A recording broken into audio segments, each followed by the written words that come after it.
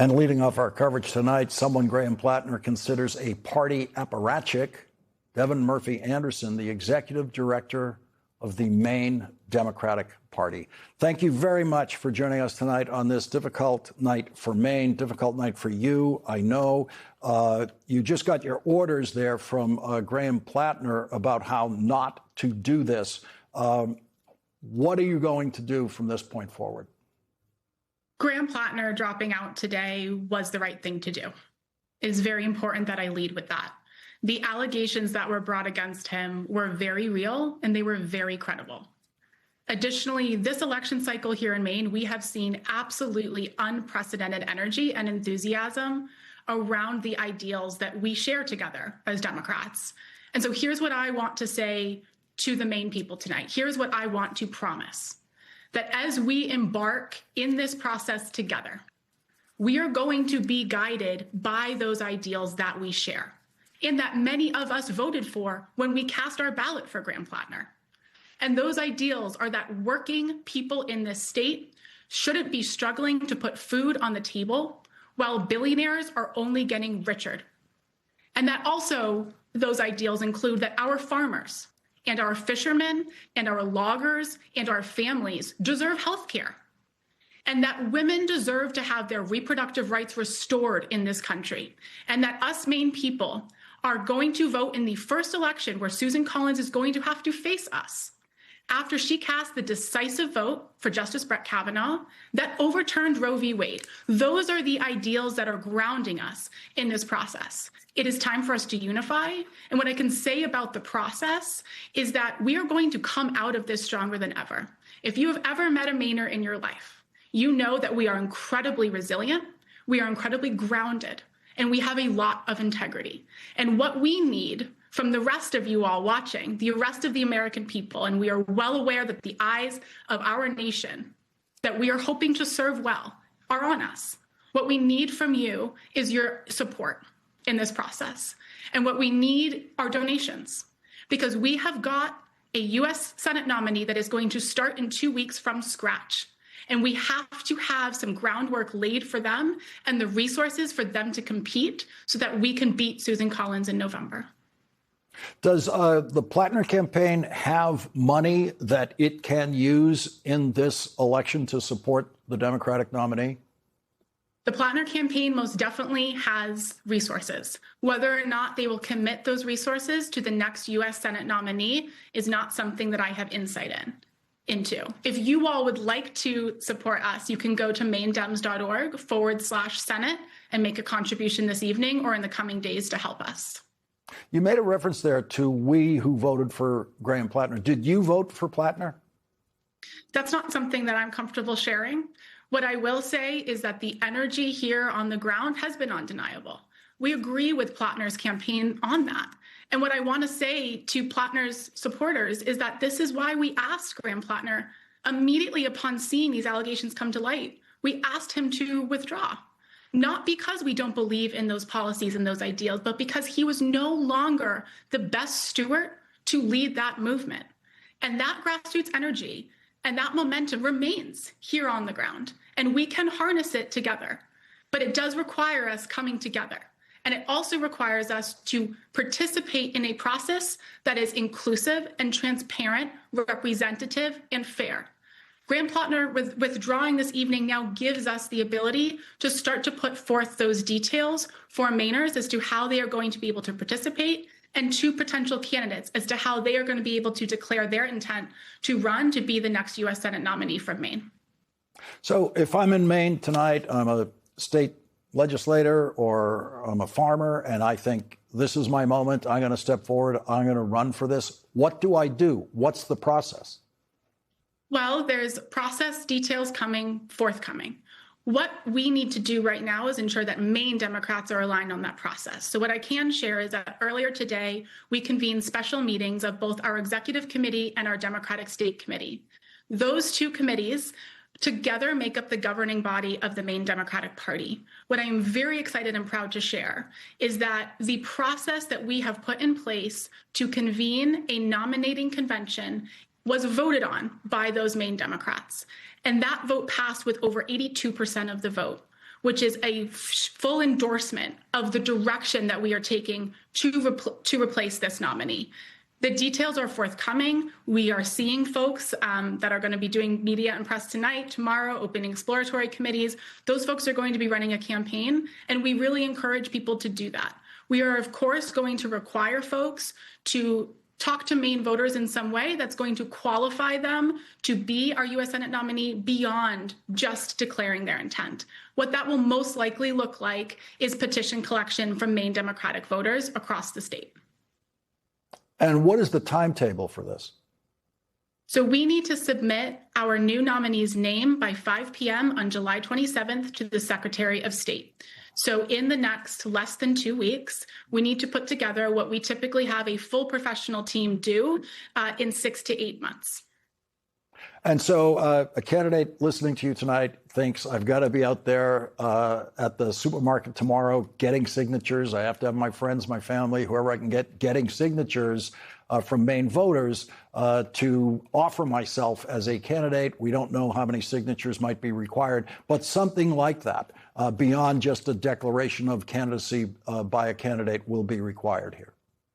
What I would encourage candidates to do this evening is to really tap into what us Mainers are seeing and feeling on the ground. The top of your segment talked about how we have had folks come into our state to involve themselves in this process. Again, if you know Mainers, you know that we are incredibly independent and we value our independence more than very many other things, right? And so I am a Mainer. I am from here. I am the daughter of a lobsterman and the daughter of a teacher. And what I care about is that Mainers feel represented in this process, that they feel included in this process, that we have the full transparency every single step of the way for folks to understand where we are at.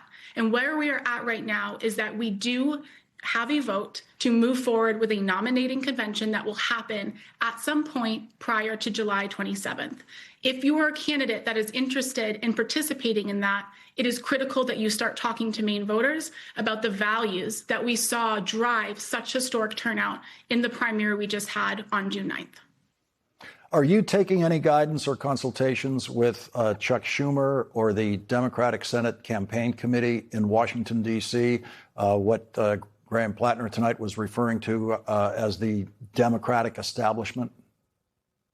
Again, us Mainers are very attached to our independence. We are completely in charge of running our own process.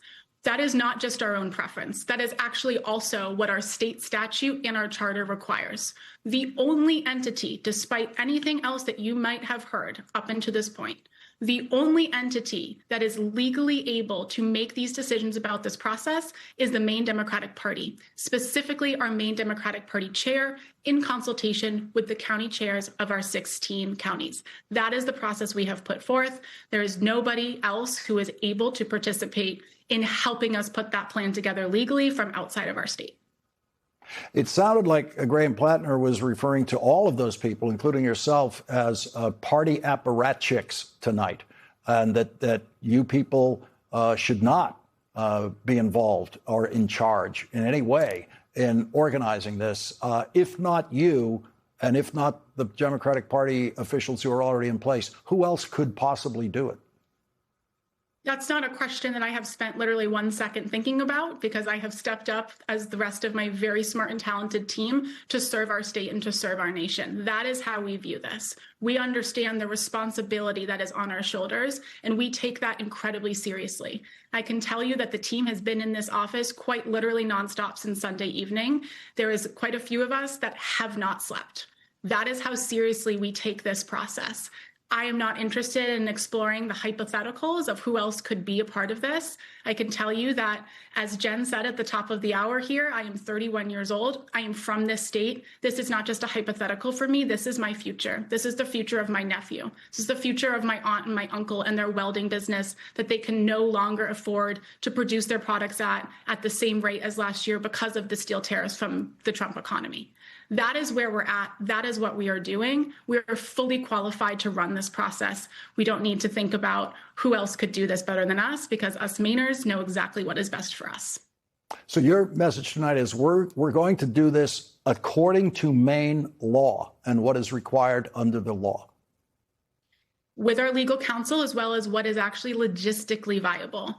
Every single day that passed this week was a day that we lost in that process. We explored everything in this process, from on one hand of the spectrum of a very closed door vote between our 100 state committee members of who could be our next U.S. Senate nominee, all the way to what it would look like to administer by the Maine State Democratic Party an entire statewide primary election. We went through every single iteration of those ideas with our legal counsel and with our operations team to try to figure out which of these could be viable, both legally and logistically. And what we have landed on definitively is there is actually a very narrow path forward given this timeline. A part of the frustration that we expressed earlier this week was at the fact that we were not able to put some of those gears in motion because Graham Plattner had not yet withdrawn. Those comments, that sentiment was directed at Graham Plattner. It was not directed at any point to his supporters who are a part of our party, who are a vital part of our party, and who are going to be critical in involving in the next steps forward in this process. Listen, I understand as of tonight, it's all about tomorrow and the future. But I do, since you just brought it up, want to go over this one thing that you said yesterday about what the situation was more than 24 hours ago. Graham Plattner's team has repeatedly reached out to us in an attempt to put their thumb on the scale of what this process looks like. How much of a problem was that in what you've had to deal with? Well, look, anybody that knows me or knows my team knows that we do not respond well to demands.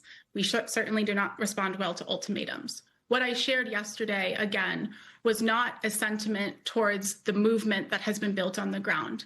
It was a very specific reaction to what we have seen from the Plattner campaign, which is the expression repeatedly of wanting to put their thumb on the scale to choose a new nominee. That is not democratic. As the Maine Democratic Party, we are committed to transparency. Unfortunately, sometimes that means that we have to share information that is really upsetting. And that was a moment that we decided yesterday as a team really needed to happen, not just for Mainers, but for the American people, to understand that even though we had a candidate who ran his campaign centered on being anti the establishment, putting their thumb on the scale, that he was then asking for the space and the opportunity to do the very thing that he centered his values around. We were not going to allow that to happen, and continuously moving forward, we will not allow that to happen. Devin Murphy Anderson, you are now facing the most difficult job anyone in your position has ever had. Thank you very much for taking the time to join us here tonight, and please come back as this process continues. Thank you so much for having me. Take care.